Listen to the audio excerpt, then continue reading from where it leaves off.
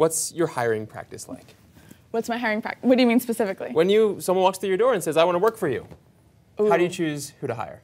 Great question, because we've actually been talking about this a lot recently. It's really, really important to explicitly identify the values of the company that you are creating, right? So if you're a startup founder, you're creating a company from scratch and you're creating a culture and you're creating a set of values that are aligned with the mission of the company from scratch. If you're an incoming CEO or incoming leader to an existing company, usually are a set of pre-existing values.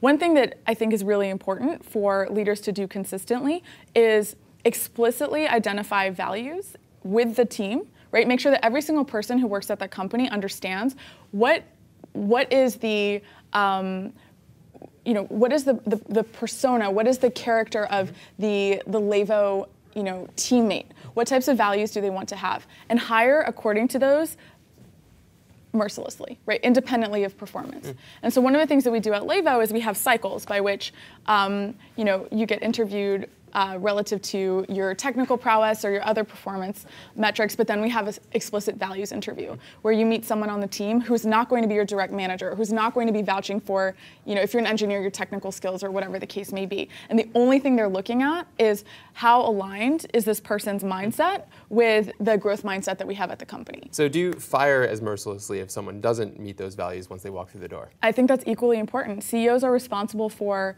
maintaining the quality and caliber of talent inside of their company. At the end of the day, as the CEO, your job is to make sure that you're delivering on the value proposition that you're putting out there and that you've signed up for with your investors. And so making sure that people inside of the company are a pure reflection of that is really, really important. And if you do your job right on the hiring front, then that shouldn't be as much of an issue. How does Levo make money? So we work with, let's go back to that whole conversation that we started having about the labor market, right? So what we started by doing is building an experience for our members to really have access, as the supply side of the labor market, have access to the resources they need to be successful. Now, there's another end of the market, which is the demand side. So companies and institutions who want to better recruit, retain, and engage with this young talent, and they're having a tremendous difficulty.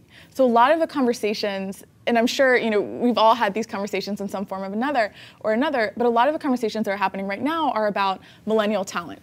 How do we talk to them? They look at their screens, they don't look at us, we don't know if they're entitled, we don't understand how to motivate them, they're leaving our company in droves, they want to spend 1 year at a job, 2 years at a job.